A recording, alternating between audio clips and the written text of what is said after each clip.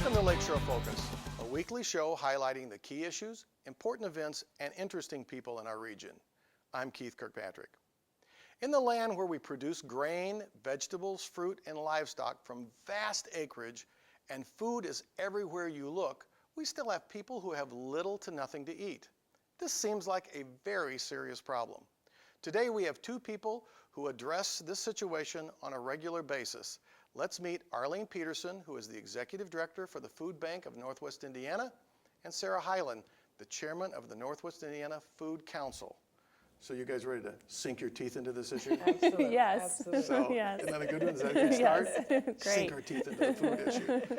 I've been waiting all week to try that on the two of you, since you guys are so serious about food. Yeah. So I start right off and say, you know, a lot of people don't really have food.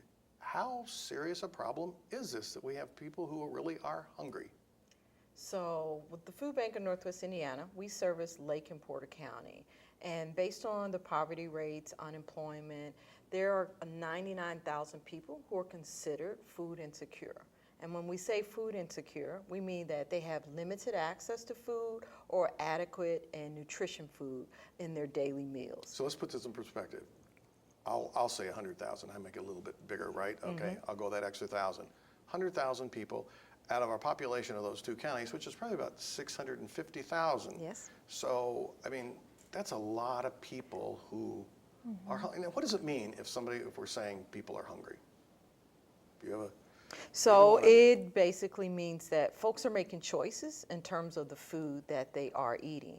So they may, instead of putting gas in their car because they may be working, instead of being able to adequately pay their NIPSCO or utility bills, they're making a choice to say, hey, I'm going to buy maybe processed food versus I'm going to buy healthy produce or nutritional food for my diet. And a lot of times with individuals who are in poverty or living at the poverty level or below, having enough funds to be able to meet all the nutritional needs of themselves and their family truly are the choices that they're making in terms of whether or not they're hungry and whether or not there's adequate food.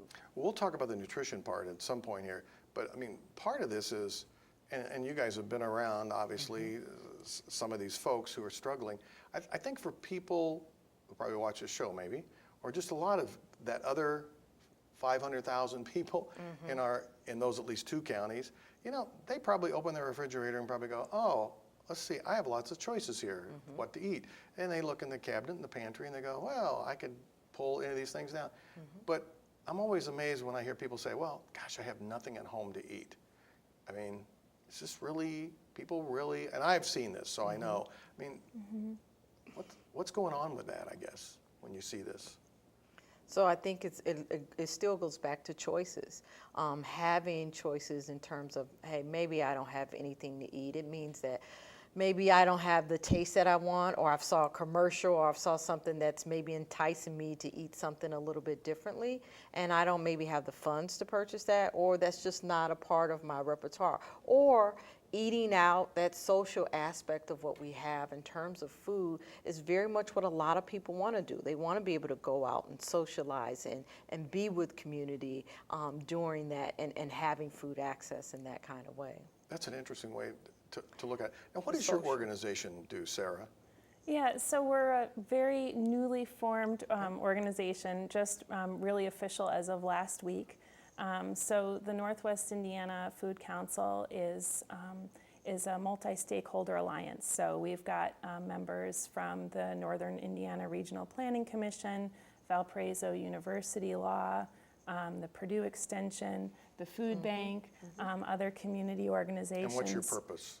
And we all work together to provide and develop a locally oriented food system that is just and sustainable. So just is part of what Arleen's talking about, and one thing, when you talk about food in the cupboard is not just being able to afford the food, but also being able to get to it. So food access and talking about food deserts.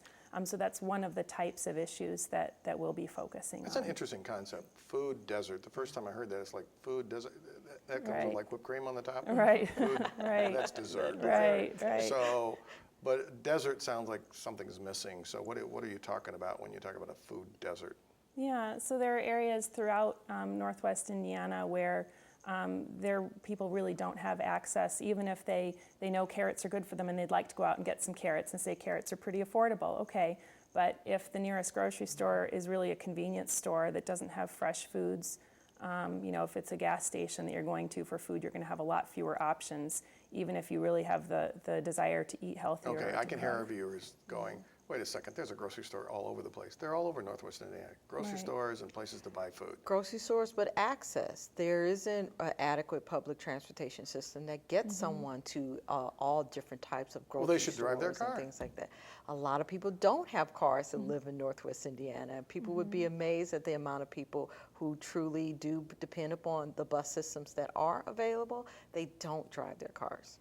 You know, I'm just toying with you here to kind of get it out because I was raised in a rural area, and we talk about the rural areas being, some of them being food deserts, how far you've got to go to really get to a decent grocery store. Yet somebody say, yeah, but if they live in the country, they can just grow everything they need, right, Sarah? Not necessarily, and not all of them live in the country, but yeah, I mean, that's one option though is community gardens. So that's one of the ways that people around Northwest Indiana, there are a lot of organizations that have been working on that, especially in Gary, but throughout Northwest Indiana, there are a lot of community gardening organizations. So that may be one of the answers and one of the ways to start, fixing this issue. Now, I knew I was going to get into the garden issue because my wife watches the show too, and she's a big gardener. So, I mean, she puts in a pretty big garden, and I'm always curious about this because, you can eat a lot of stuff out of a fairly small garden, and it just seems to keep, in fact, sometimes it's like, I need to stop eating this stuff, or we can't eat all of this. Right. Gardens really produce a lot. I mean, do you work with gardens too? Absolutely. You would be amazed the gardeners that show up during the season that provide a lot of those fresh produce that we're then able to give back out to the community. We absolutely appreciate and love those gardeners in Northwest Indiana who take the time to kind of nurture and have food in abundance like that and make it available for the community. So those people grow stuff, box it up, bag it up, and bring it over to you or to food pantries. I know at our church there's all kinds of produce laying on a table and everybody kind of takes it. But so do you work with these garden programs too? That's one of the things we'll want to do again since we're brand new and we've only been around a week. But You've been around a week? A week. We're official as How of a did we week. find you? So It actually, I think because of Arleen, because she's involved in the council as well. But it goes back, we've been planning since June. We've had a task force put together that we've been working on, meeting every 2 weeks and put a lot of time into planning the council. And then even before that, there was a local food summit that sort of prompted all of this, and that was back in April. So it's been in the works for a while. I love asking this question. I'm going to ask you both my magic wand question. I usually wait till the end, but I'm going to ask it now. So if you both had a magic wand, that means you're a princess, right? So you have a magic wand and you get to change one thing. You're going to strike the wand on something and change one thing about food. What would you change?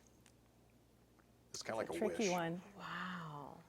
You get to change one thing. I would to change change our culture around food in general, and maybe that's a little bit of a sneaky answer because it encompasses a lot of things. It's okay, you can be sneaky. But yeah, the way that we as a culture really look at food, the way we interact with food, the time we spend on growing it, So preparing it, you touch your et cetera. magic wand to Bob here, and Yeah. so how does Bob now act and think differently? Bob now really appreciates fresh, whole food, simple food. He doesn't look for packages at the grocery store. He enjoys cooking and washing dishes. Oh, wait, His you're ways looking to for a spend husband. time. He I enjoys- have a great husband. Oh, I'm not okay. going to comment on how he does dishes. Women always got to throw that into the dishes. Okay, get back away from the dishes. Let's just go for the food thing. Yeah. So he's looking at it as healthy. Yeah. He looks at food as really an integral part of his daily life. And if you think about it, I mean, of all the things we spend time or money on during the course of a day or the course of a week, food is really one of the most very important. It impacts every aspect of our health and well-being. Okay, I'm gonna come back in a minute to your attack on packaged food, Okay. but Yeah. For me, your my wish. magic wand would be the access to those who are most vulnerable, our youth and seniors in our community who may be low income and don't have adequate access to food for a variety of different reasons. What are we doing to make sure that no person is going hungry in our community and there is true access to nutritional, healthy food and it's available for our community? Give me an example of one of these people, because again, I can hear the viewers going, I don't get it. There's food every place. I don't get why somebody wouldn't have access. Now, I know you said, okay, they don't have transportation, but surely somebody can take them in, but if they take them, where they go? Or give me an example. So an example would be we work with 170 pantries, soup kitchens, after-school programs, summer feeding sites, also our senior sites that are really the access point for folks in Lake and Porter County to be able to access food. So a bag of food, a box of food, they are really those access points that are a part of our membership at the Food Bank of Northwest Indiana. So an individual can find one available somewhere in the community. And as the food bank, we know some of our pantries and soup kitchens are only open maybe sometimes once a month. For a couple of hours. So if I'm hungry on a Monday night and the next time a pantry's open is not until 2 weeks from now, how do they get access to food? Shouldn't they plan better? Well, they should plan better, but we should be able to make that access available. Again, you talked about us being a country of plenty, that food being plenty. Let's make sure that it really is plentiful and that it's available for our community. So programs like every Wednesday, we have a mobile food truck that goes out into our community. It's called Pantry on the Go, where we actually fill up a truck full of food and make sure that we can get it out there into Well, then the when community. people hear that, Arleen, they go, well, there's all these pantries and all these food trucks and all this stuff, so if people really are hungry, there's plenty of places to go, sounds to me like. Limited places to go. Remember, our pantries are only open a couple of hours a month. A lot of them, probably 98% of our pantries are operated by someone who's retired from the Volunteers. community, volunteers in our community who are spending their time to help package 20 and 10-pound bags of groceries for the community. So they're all run by volunteers, and their time is limited too. So we are just trying to make sure at any point in time, if someone is saying, I looked in my fridge, it's empty, I'm running low on funds, I want to make sure I have enough adequate food to feed myself and my family, that they have access to that food. So for us, having a place to have that kind of access would be absolutely just an unbelievable challenge, where I could say in Northwest Indiana, we could actually probably end hunger for those 100,000 people who are food insecure. Yeah. And I get this, because I mean, I live in Valpo, and I know we have a food pantry, but they'll even talk about, that somebody lives on the other side of town, and they're disabled or whatever, and they can't get over there. And then one of the women at the church the other day said, I need some food from the food pantry. And they said, well, it's open on Wednesday. She goes, well, I work every Wednesday. So the only day of the week that she can come to the food pantry is the day that she works the limited amount of hours she works. But I want people to understand this. I mean, you're really saying that somebody is sitting with 5 $20 bills, they got $100, and they're going, okay, I need to make a decision about putting this money in gas in my car so I can go to work, paying my utility bill and keeping my place warm, paying the rent and not getting kicked out, or buying food. Does it really come down to that? Absolutely. It's those kind of choices that people are making on a day-to-day basis. In Northwest Indiana, you have 1 in 6 people are, again, food insecure. At that They're place. making that choice on a daily basis. Okay. So I'm going to get back to you now, Sarah. She's been waiting. She's been ready for the. So are you telling me all packaged food is bad for you? Not necessarily, but it's one of the factors that fits into trying to eat well on a budget. So there are sort of 3 general guidelines that tips can fall into with eating well on a budget. And the first one is know what you're paying for. So a lot of times you are paying for packaging. So the example I brought here is granola bars. So it's packaging and processing really. So we've got a 9-ounce package of granola bars for $1.79, and that doesn't seem too expensive. I mean, that's, I guess, good for granola bars, right? But if you look at the unprocessed version, That's just a big the thing of oats, oats. it's very heavy. It's 2 pounds and $2.39. So it's not even $1 more, and you know, it's 3 times the, or 4 times the weight. So. Now, I will proudly say that I eat oats, and I actually know by the time you add water to this, you're talking about a lot of bulk. Yeah, they get even right? bigger. Yeah, A lot and you, of stuff. you can also make granola, you know, at home, and granola bars. I think it's easier to make granola. It really only takes a few minutes to mix it together and put it in the oven. You can control the amount of sugar you put in, and it takes, you know, a few minutes. But So you're right, but that's a really interesting question. Yeah. When you buy this, a good portion of your cost is in this packaging, and the Yeah. wrappers on the inside, and the beautiful container, Right. and all this stuff, and the right? processing of mixing together the sugar and the hydrogenated oils or whatever else is And all the is in chemicals there. they put in? Yeah, the Okay. flavorings. And you got that. another example of a Yeah. comparison. So another example, and there's a common misconception that junk food is cheaper, and so, you know, it's impossible to eat well on a budget. And this goes to that same, you know what you're paying for.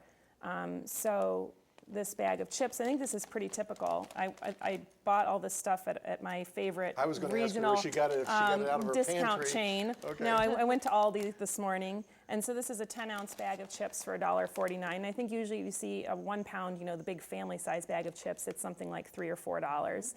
So if you really know what you're paying for, chips versus carrots, and this is again much heavier. This is a 2-pound bag of carrots, and it's $1.39. So it's much more nutrient dense. It's heavier, and then it's much more nutrient dense. So we're looking at, you know, more vitamins, fiber, all that good stuff. Whereas, you know, there's probably nothing you really need in that bag of chips.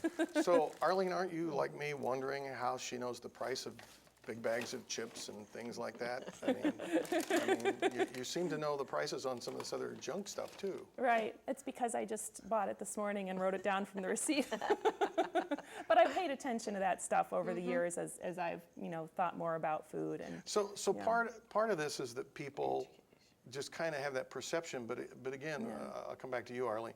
What are other reasons are people buying chips and this kind of stuff? And it simply becomes on the access? education of understanding, choosing between that box versus another box, and really people understanding what are some ways and products that you can buy that truly are healthy, truly are nutritional, and it really comes down to that education. Remember, I don't know if they even teach home ec classes anymore in schools, and so how are young people getting access to that information? When you have parents who are working 10, 12-hour days who are trying their best to make sure their kids are eating healthy, and a lot of times it is something quick and fast that's processed and put together that they have to put in front of their family in order to eat. Well, that's the education issue. The other is back to the access issue. And I mean, I've seen this. I mean, you know, I take people around our urban centers. I mean, Gary has a footprint that holds 200,000 people, but it has half of that. Hammond could hold so many more people. Yeah. So that means people are spread out. Despite the fact it's urban, they're really spread out. So if I'm hungry now, and I do have some money, and I'm in some of those communities, which you can include, even if I live in Hebron or someplace, you know, or one of the really, really small towns that doesn't have a big grocery store. What are my choices of where to go get food? You're usually walking to a local fast food organization or business that is there in the community that may not have, you know, a focus on fresh, healthy food. There is, again, it's very limited in terms of the options that they start to Okay, have. so I've got $10, Sarah, and I think, well, I can't buy much for $10. Right.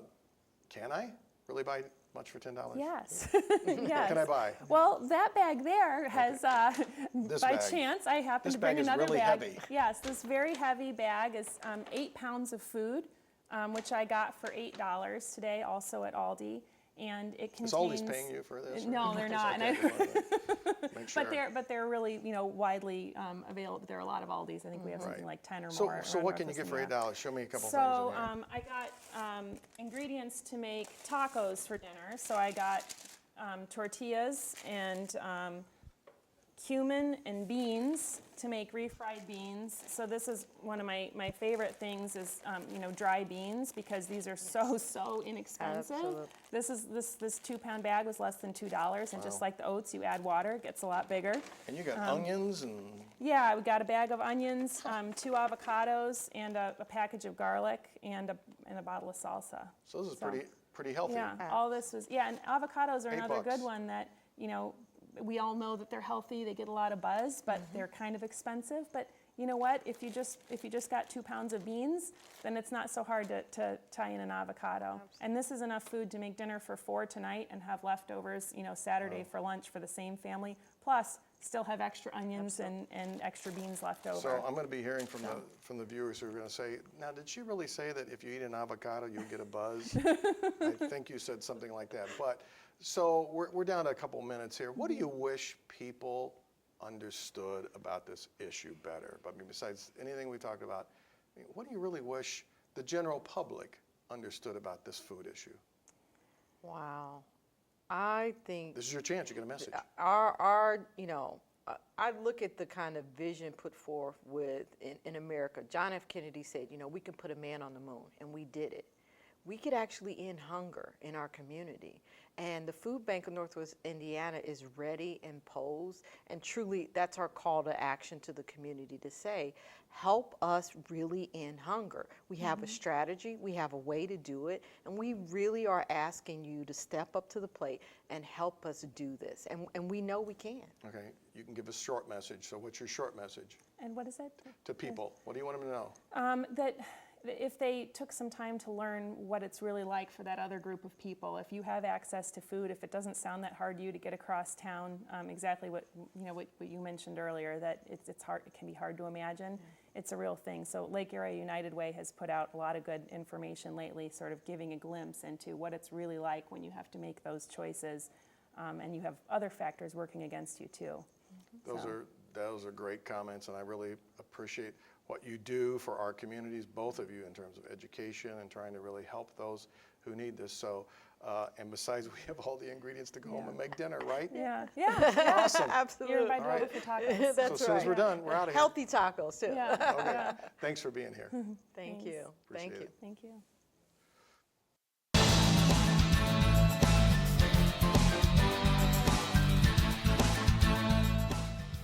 Food, glorious food, was the song of starving orphans in the stage play and movie Oliver. They lived in a time period of English history where food was scarce and even absent for the poor and abandoned. Today, particularly in America, everywhere you look, there's food. Restaurants, from fast food to elegant dining, Chinese, Mexican, Greek, Thai. Supermarkets with aisles and aisles of vast selections. Specialty shops and vendors with meats, health food, pastries, garden produce. You can shop for it, pick it up, get it handed to you in your car, delivered, or shipped. It can be bought in bulk, by the pound, in jars, cans, and bags, fresh or frozen. If those were not enough choices, you can go to the pharmacy, Dollar Bargain, gas station, large retailer, or department store and find food. Yet we have large numbers of people in this country who have nothing in their cabinets or refrigerator. Children arrive at school with empty stomachs. Families consume meal after meal with little nutritional value. People wander the streets looking for leftovers in garbage containers. Others line up to receive donated food at churches and community distribution centers. Something is wrong with this picture. We've talked about it quite a bit today. The questions are, what can be done about it? What needs to change? And most important, what is your role? Think about it this week. Talk it over with your family as you consume a delicious meal. Discuss it with your coworkers as you share your delivered gourmet sandwiches. Bring it up with your fellow church members as you munch on a glazed donut. Be serious with your buddies as you dive into the heart attack snacks and suck down a brew. Maybe those conversations will motivate others to do something that will improve this entire food situation. Thanks for watching our show today. I hope we gave you some food for thought. I want to hear from you. Your comments can be emailed to us at focus@lakeshorepublicmedia.org. If this show is one you would recommend to your friends, tell them to go to our website. Click on the television tab, scroll down to Lakeshore Focus, and watch this episode. After that, they may be hungry for more and check out other Lakeshore Focus shows. Join us next week for another Lakeshore Focus. Until then, I'm Keith Kirkpatrick saying, make a positive difference in our world today.